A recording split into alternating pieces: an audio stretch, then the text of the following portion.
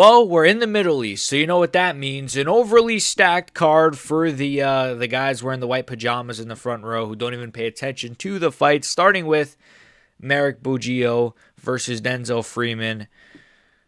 So hopefully the benefit of being in Qatar, the benefit of being in a Middle Eastern country is we don't get women's fights. Yay! Anyways, Marek Bujlo versus Denzel Freeman. I've done extensive research on this fight.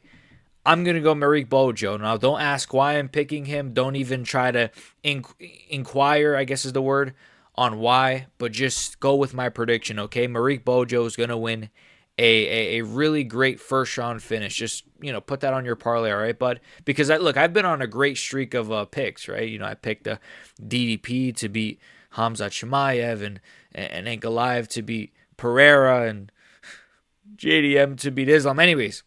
Nurullo Aliev versus Shem. I've heard of Shem, whatever the kid's name is. I've heard of this guy Shem. I've heard he's good, right? He's 12-1, not 2-1. He's not a women's fighter. He's 12-1. He's a solid fighter. I've seen some of his highlights. He's a good, well-rounded fighter. He's facing a Dagestani. He's facing a guy who looks like a mini Habib. His last name is Evie. This guy looks like you know what this guy looks like? You guys know Nick Fuentes. He looks like the Dagestani Nick Fuentes. But yeah, don't put Charlie Kirk's face on this guy, please. Anyways, I don't know if you guys have seen that meme, but it's pretty wild. Nurullo Aliev versus Shem. We're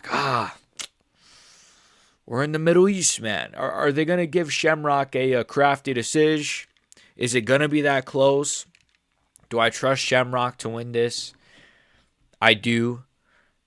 You know what? I'm going to trust the plot armor of the debutant known as Shamrock. I'm going to say Shamrock wins a close. But if it's close, they're going to give it to the uglier guy. I'm going to say a Shamrock 29-28. Hopefully, it's not that close because if not, he's cooked.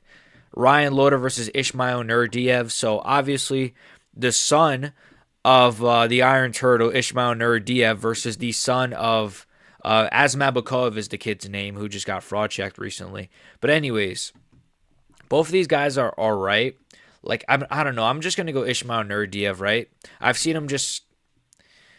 Bro, Ryan Loder got slept in the first round, and it's just in his last fight, that is. And Robert Valentin, didn't he take Robert Valentin to a decision back in the day? When I say back in the day, I mean a year ago when they were fighting on...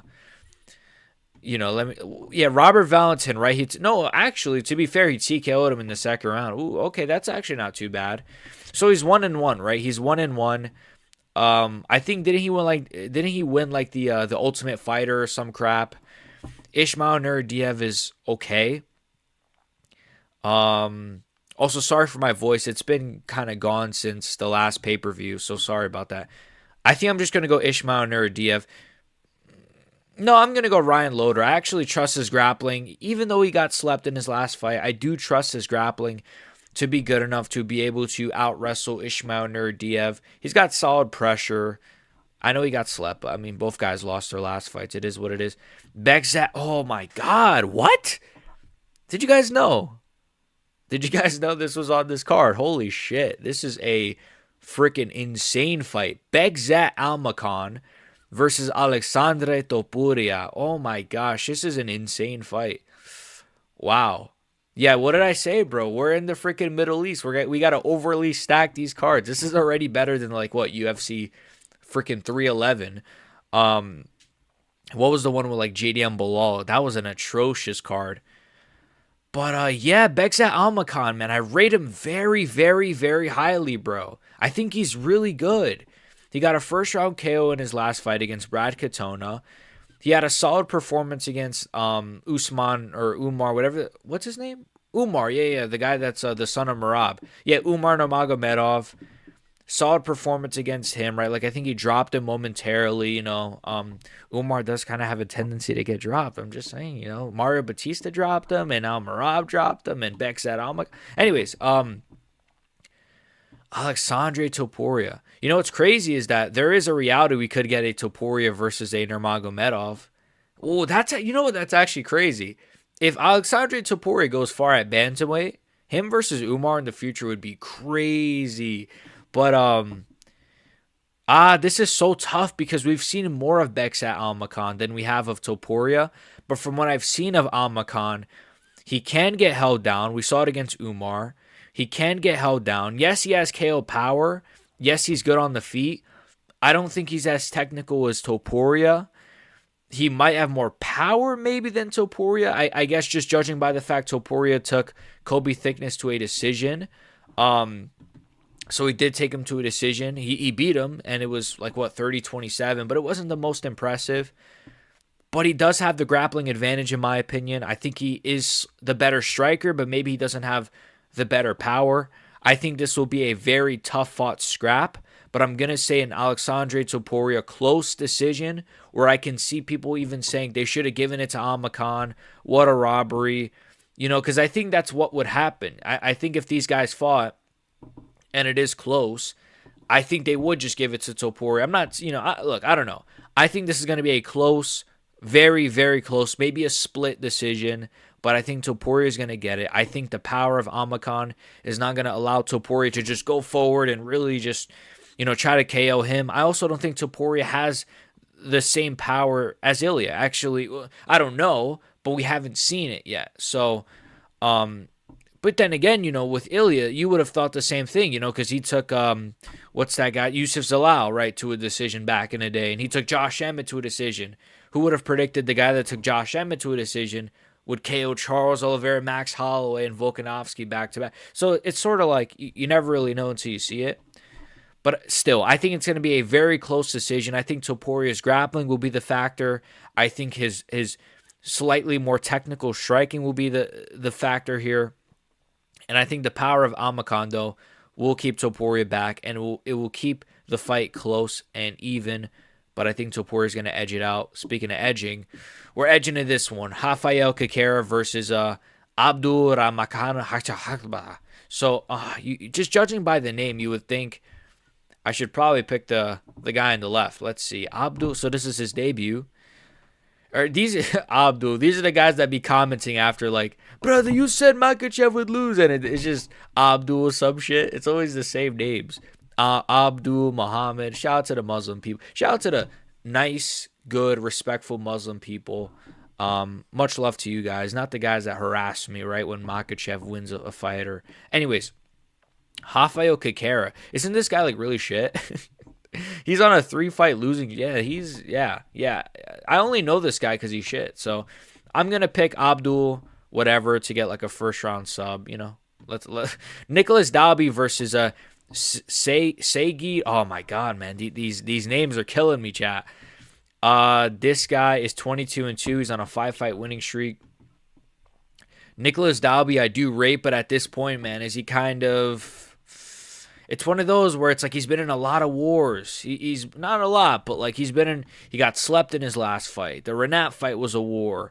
Yes, he killed Bonfim, which, is aged all right, but split with Alves. I mean, he's good, he is good, to be fair. Like, his only losses are, Renat and Randy Brown. Now, Randy Brown, maybe that loss hasn't aged the best, but he almost finished Randy Brown in that first round.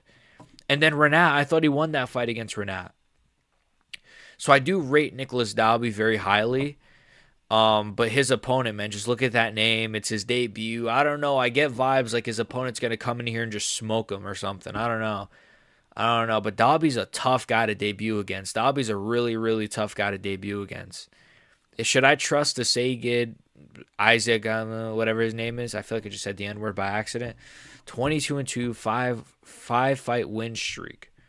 So he's lost. I'm going to pick Nicolas Dalby. I'll pick Nicolas Dalby, I'll pick Nicolas Dalby via a... But, it's in one of these... what, fuck it. Nicolas Dalby decision. Fuck it, man. If I'm wrong, I'm wrong. Who cares? The sport is rigged anyways. Bogdan Grad versus Luke Riley. Oh, Luke Riley, the hyped-up UK prospect, is finally making his debut. He's 11-0, 8 wins via KO. Bogdan Grad is coming off of a loss to Naimov, and Grad is all right. Like, he's 15-3. He's got a bit of a blockhead. He's a solid fighter, man. He is a solid fighter, but at the end of the day, I think Luke Riley is just a younger guy. I could be wrong on that, I don't know. But he's I'm assuming the younger guy, the faster guy for sure. He's a well-rounded fighter. He's got, the bit of the plot armor. He's coming in on his debut. He's got hype behind him, momentum behind him. I'm going to say Luke Riley via a... Grad is a tough guy to finish, though. I'll say Luke Riley via like a 30-27. I don't think he's going to finish Bogdan Grad because Grad is tough, but I think Luke Riley is going to beat him pretty dominantly, pretty comfortably. He's going to mix in the martial arts, and I think Luke Riley is going to get this one done, hopefully. Alex Perez versus Asu Almabayev. I mean, Perez is good. Like, Perez is kind of underrated. I think people kind of forget. People forget, man. I know he's on a 3-fight losing streak, but he is still solid. No, actually, I'm wrong. He KO'd Mateus Nicolau. He's not been that active, though. He's not been that well, to be fair, he fought 3 times last year. Never mind. Holy shit. I was like, he's not been that active, but he fought 3 times last year. And I'm pretty sure he got injured in the Taylor fight. He lost to Yakhyaev. He lost to Taylor. These are not bad names. Pantoja. But there's a common denominator in all those names. They're all grapplers. And so Asu Almabayev is a very good grappler. Do I think he has the jiu-jitsu of those other guys? Hell no. But with that being said, he has good strength, a good ability to hold his opponents down, and I think he's going to be able to do that against Alex Perez and potentially even submit Alex Perez. I wouldn't even mind saying maybe Asu Almabayev like round 2 or maybe like a late-ish, midway to late-ish round 2 submission, rear naked choke for Asu Almabayev. He's good. I know he didn't submit, Jose Ochoa, but I do rate Jose Ochoa, whatever the kid's name is. I do rate him. He's pretty good. Is he better than Perez? I don't know. Because Perez obviously has kind of been around the number 7 sort of spot. He's been around that top 5 spot for a while. So he is solid, and he has only lost to good names for the most part. But I think Asu Almabayev is good enough to beat him as well, especially having the grappling advantage. I'm going to say Asu Almabayev, round 2 rear naked choke. But I wouldn't be shocked by a decision. Tagir Ulanbekov versus Horiguchi, the legend himself, Kyoji Horiguchi. Sorry, I didn't mean to butcher his name. Like, all jokes aside, he is a freaking legend. He's making his return to the UFC.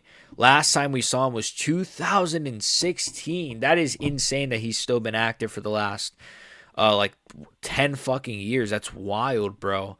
That's insane to me. Like, how old was he when he got released? I don't know.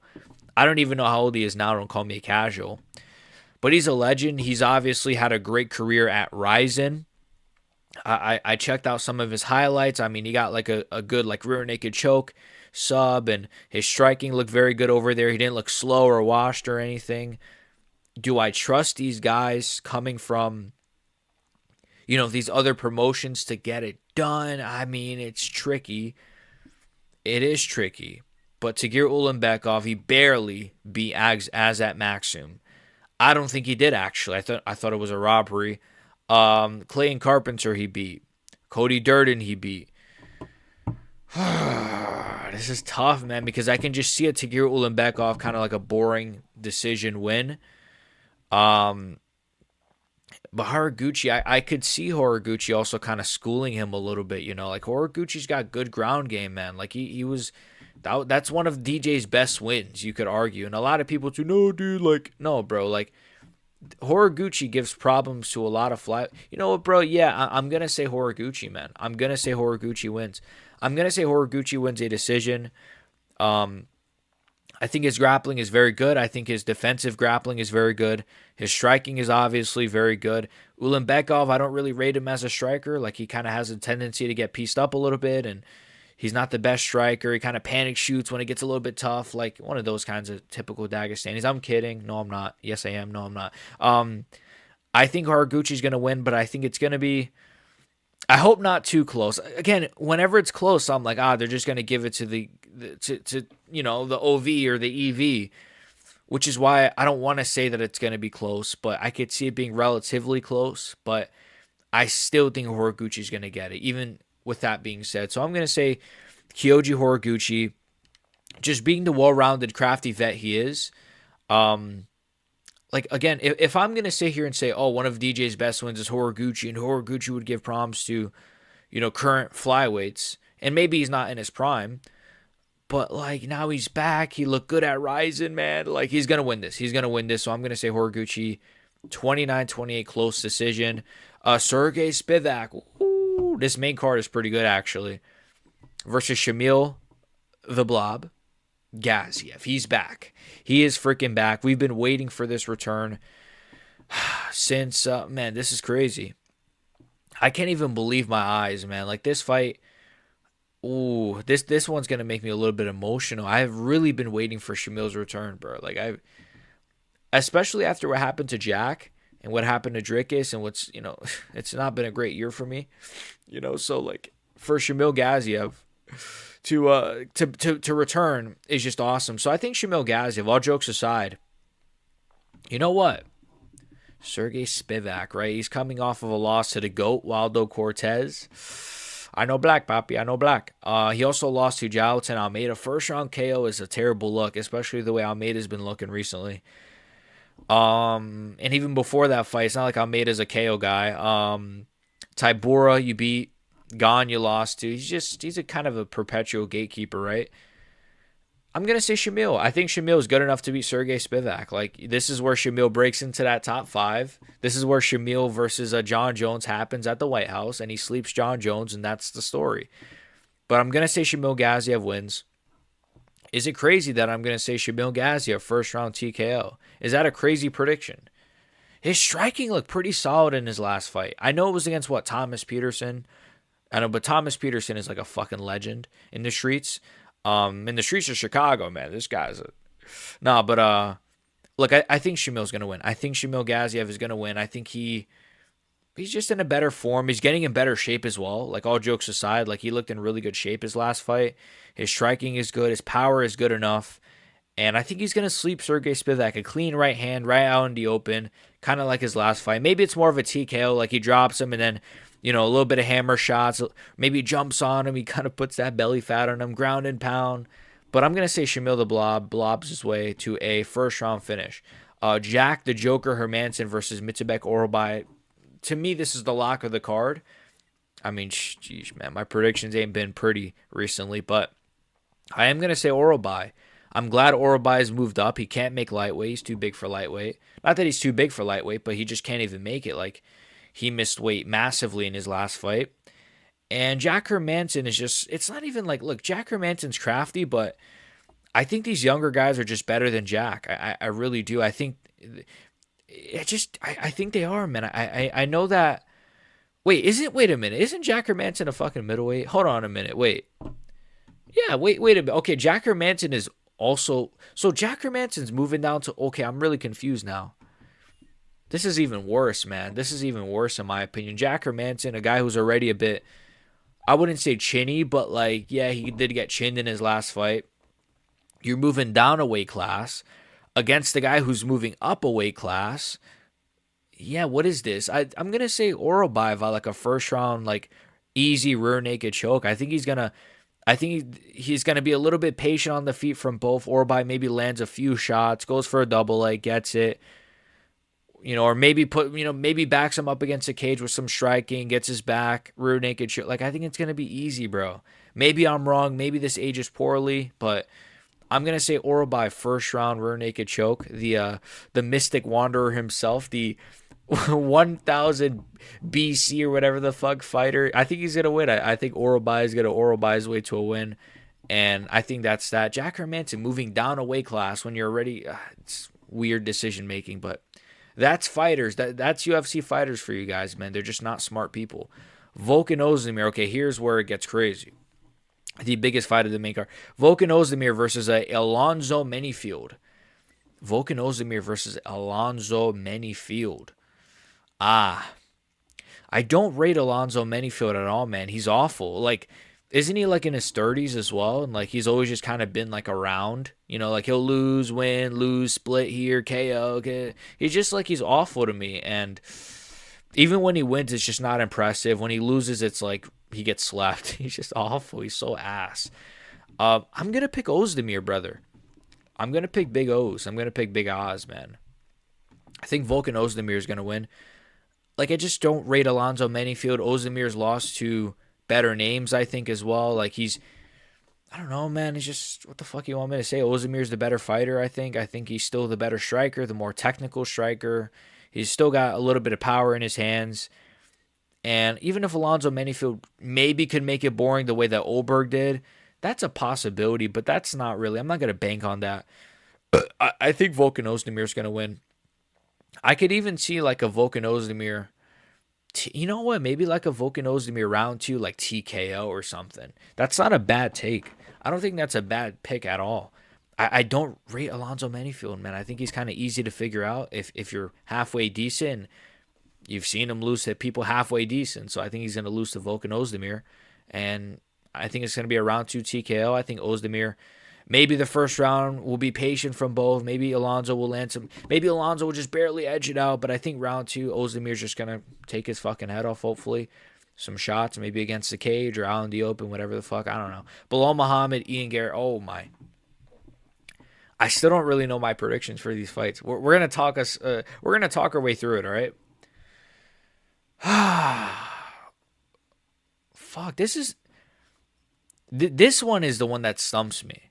The main event I'm good on, right, for obvious reasons. But this one stumps me a lot. This one really stumps me. This is gonna be a tough prediction for me, boys. Okay, this is tough, bro, because Belal Muhammad, right? I think he's underrated. I think Belal Muhammad gets kind of disrespected, and it kind of pisses me off. I know that's like crazy. First of all, oh brother, you just hate Muslims. I like Belal Muhammad. I've defended Belal Muhammad in the past. I think he's overhated. I think people say he's like a trash fighter. I think he's all right. Like, I think the JDM fight was fun partially because of him, a big part because of him. You could say, because he didn't shoot a takedown, but that's not what it was. JDM has and still has elite footwork. I don't care how he looked in his last fight. JDM is still a great fighter. So it's not like, whoa, look what Makhachev just did to JDM. Look what Belal did to JDM. No, that's not how the sport works. Styles make fights, and also, if you're discrediting JDM, then that means it's not a good win, which means Islam is not as good as we thought, because he took a guy who's not that good to a 5-round decision where he couldn't even submit him. If that's your take, right? But I do think Belal is good, right? Like, okay, JDM, that is not a bad loss. Leon, that is not aged that well, I'll admit. Taking Leon to a 5-round decision, but it's like, it's Belal. Like, I know what to expect when I watch a Belal fight. I don't look at Belal and say, no, I know it's going to be a decision. This is what he does. Unless your name is Sean Brady. Fucking bum. I'm kidding. I love you, Sean Brady. But fuck, what are you doing, man? Getting KO'd by Belal and then striking with Morales. Gilbert Burns, man, that's taking him to a 5-round decision. Burns looked awful in that fight, I thought. You know what, man? I'm looking at his record. It's not really that... But Styles make fights. His record isn't really that pretty, I can't lie. See, because I want to come on here and say, you know what, Belal, I think he's going to use his like pressure boxing and his little like inside boxing, mix it up with his wrestling. That was always my prediction. My prediction was always Belal Muhammad to win. You know, Belal Muhammad, because I almost feel like Belal is the anti-Ian Gary style-wise. I feel like Ian Gary's style is almost the opposite of Belal's. Ian Gary's the kind of guy that likes to kind of hang back, you know, jump in, you know, with some shots and then kind of get out of the pocket. And he does a great job at that. He also has solid jiu-jitsu. He's developing his jiu-jitsu really well. Belal, on the other hand, is just Belal, right? Like, I feel like Belal could do a good job of landing and getting on the inside and landing some shots on Ian and then taking him down. But, man, I think Ian Gary's, like, underratedly strong. I think he's deceptively pretty strong. Like, I don't think he's easy to hold down. You saw that against Shavkat, right? He almost submitted Shavkat. We all remember that moment. You know, I don't really rate him very highly for that loss, you know, or I was going to say for that win, because the way Ian Gary talks, you would have him, you would think he beat Shavkat. The way he talks about that fight, Jesus, man. He beat Protest. That has aged really well. And wasn't even as boring as, I remember after that fight, I really crapped on the fight, and I was like, it's so boring, the sport is dead. But, like, looking back, it was a really impressive performance from Ian, especially compared to that Makhachev JDM fight, man. I'd rather watch Ian versus fucking Protest.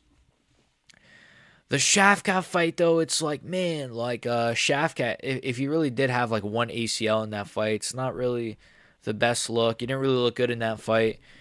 I thought he lost to MVP.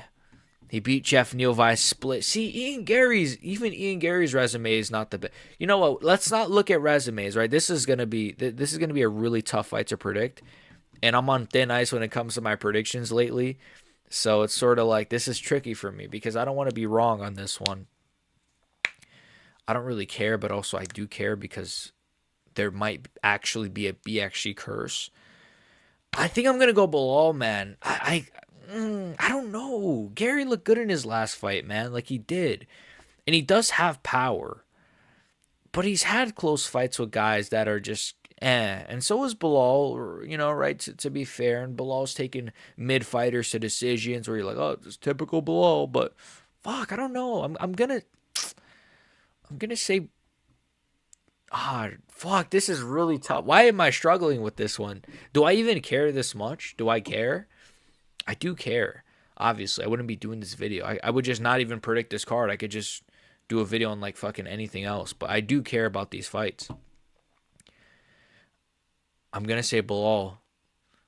I'm going to say Belal Muhammad, a close Belal Muhammad decision. That's my prediction. Fuck. I don't like it. I don't like it. I really don't like it. You know what? Forget about you know what? No. I'm changing. I'm saying Ian Gary. I'm going to say Ian Gary, actually. I take it back. I'm going to say Ian Gary. I'm going to say Ian Gary, relatively close decision. You know what, actually? I can kind of see Ian Gary styling on him for 3 rounds. This is a 3-rounder, not a 5, right? I could kind of see Ian Gary like piecing him up on the outside. His footwork is going to give Belal a lot of problems, I think. I could see him like not really being held down easily, you know? He's not known to have great get-ups, but his jiu-jitsu has improved. I don't think he's going to be an easy guy to... I can't see him just shooting up like JDM did, but I could see him like working his way up and, you know, then he kind of separates and then he starts piecing up Belal with the low kicks a little bit and uses his footwork, skates around the octagon, kind of dances on Belal a little bit. And I could see that happening for 3 rounds. I could see, okay, Belal gets him down for a minute or two. Ian gets up, styles on him, on the feet, pieces him up a little bit. You know, kicks, jabs, goes in the pocket, blah, blah, blah, pops out of the pocket like he did against Protes. I'm going to say Ian Gary, maybe a 30-27, 29-28 decision. Or Belal, yes, he'll get him down at times. I think Ian will do a good job of working his way back up. He's going to use his striking. He's going to stay at range. I'm going to say Ian Gary. You know, I was going to go Belal, but it's just like the younger guy, Ian Gary, didn't take as much damage as Belal did in his last fight as well. You got to factor that in. The younger guy, he's improving, you know. He's good. He does a good job of staying out of range, not getting hit. Belal's not going to KO him. Like, you don't, it's not dude, and that's the thing. Ian Gary, like, ate some good shots from Protes in that 5th round, didn't get slept. And we've seen what Protes has done to everybody else. That's really impressive.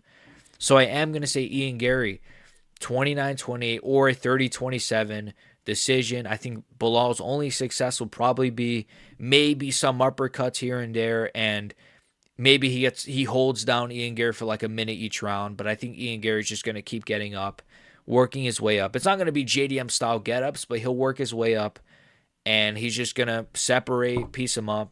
Ian Gary's crafty, man. Ian Gary is crafty. As much as I hate to say it, he's pretty good. Arman Tsarukyan versus Dan Hooker. This one kind of... I mean, obviously I'm going Arman Tsarukyan, but the question is... This is my question, and what I like about Arman, right? Even though I've been shitting on Arman Tsarukyan this entire year, if you go through my channel, he's like right behind John Jones as like fighters I've shitted on the most. But what I like about Arman is he did say if he wins this, he's willing to fight Ilya in January. So I think that should be what happens here. I think Arman should win and should just fight Ilya right away. And I think that's probably what will happen. I think he's going to win, but my question is he going to take damage? As goofy as that might sound. Because I kind of like initially thought, I said this in one of my live streams, like I could kind of see Dan Hooker like maybe cutting up Arman a little bit or something. But it's also like, and I know Arman's been gone for 2 years, but Dan Hooker's not been active either. So I'm not going to really chalk up the whole, well, the activity, who's been more active, right? I do like to bring that up, but in this case, it doesn't really matter. Both guys have been very inactive. I'm going to say an Arman Tsarukyan. You know what? It's weird because this is like, you got Dan Hooker who like cracked his teeth like 2 weeks ago. I heard recently, apparently I saw like he cracked his teeth in like sparring like 2 weeks ago, or like a week ago even. Obviously the hand injury, and he's Dan Hooker. At the end of the day, he is Dan Hooker, and he probably didn't beat Gamrot in his last fight. But the difference between Gamrot's grappling and Arman's grappling is Gamrot, he probably does a good job of, maybe he does a better job than Arman at getting you down, right? He has great takedown entries, great double legs, whatever. But Arman does a much better job of holding you down and keeping you down. And with those elbows and that ground and pound, I'm gonna say like a late round two. I'm gonna say like a late round two ground and pound TKO for Arman Tsarukyan. That's my prediction. I'm gonna say a late round two ground and pound TKO. Honestly, I want to see, maybe Dan Hooker would do better than people think. And that was initially my prediction. My prediction was going to be like Arman. Oh my God. What the glazing, man. It's like stuck in my throat. Pause. Arman wins, but Dan Hooker is going to give him problems. But I'm like, do I really believe that? Because especially with the way the fights are going now, where the grappler is kind of mogging the striker now. That's just what's happening. DDP Hamza, Islam versus JDM. JDM, 0 success. Drake is 0 success. The striker is having like no success, where I'm just like, unless you're Alex Pereira, I can't really pick a fucking striker to even have any success against a grappler. And Arman is also a good striker, by the way. Don't get me wrong. So that's also a factor. I think Arman's going to get down Dan Hooker in round one. I think he's just going to hold him there, beat him up a little bit, beat him up for most of the round. You know what I could see it being like? I could see round one looking a lot like Gene Silva, Diego Lopez round one. If you guys remember that fight that just happened recently, where it was like for almost that whole round, Gene Silva just getting battered. I could see that. I could see Arman beating the shit out of Dan Hooker for that first round. Maybe Dan Hooker gets up smiling. He's bleeding. He goes to the corner. He's all bloody, smiling like a retard. But whether he's smiling or not, I don't care. I think round two, Arman, maybe he'll land some shots on him. He's going to take him down again. And then he's going to finish him with some elbow, some ground and pound. I think it's kind of going to be that easy. I feel bad because I do like Dan Hooker, and I wanted to pick him to win. And I wanted to believe, not that I wanted to pick him to win. I never, in no universe am I picking Dan Hooker to beat Arman Tsarukyan. But at the very least, I wanted to at least say, you know what, he's going to do better than we think. But that's just not likely. It's not likely. It's not possible. The way that the whole grappling striking thing is going, it's just, grapplers are just mogging strikers right now, and especially at the high level. Arman is a high-level grappler. Dan Hooker is not even a high-level striker either. That's the crazy part. JDM was a high-level striker. Look what happened. So, I gotta, it is what it is. I'm going to say Arman Tsarukyan, round two, TKO. He calls out Ilya. And I'm going to say, you know what? I'm going to say they book Ilya versus Arman in January, hopefully. I think that should be the play. And I think they should really, really push for Paddy versus Justin Gaethje, but it's not going to happen, but they should push for it. So, yeah, that's my prediction for UFC Qatar. Those are my predictions. Overall, this is a great card. I can't lie. I think my predictions are solid. I think, I know I went really bad on picks for UFC 322, but you guys don't give a fuck about that, right? You guys care about entertainment. So hopefully you were entertained by this video. Hopefully I try to give as much insight as I could on these fights. If I'm wrong, I'm wrong. The sport is rigged anyways. That's my excuse anytime I get something wrong. So make sure you guys like, comment, share. So my main event picks have also been awful. The last few fights. The sport, like I said, the sport is rigged, and, JDM got paid off by the fucking Saudis. Like, comment, share, sub. Let me know your thoughts down below. Love you guys. See you guys. Peace.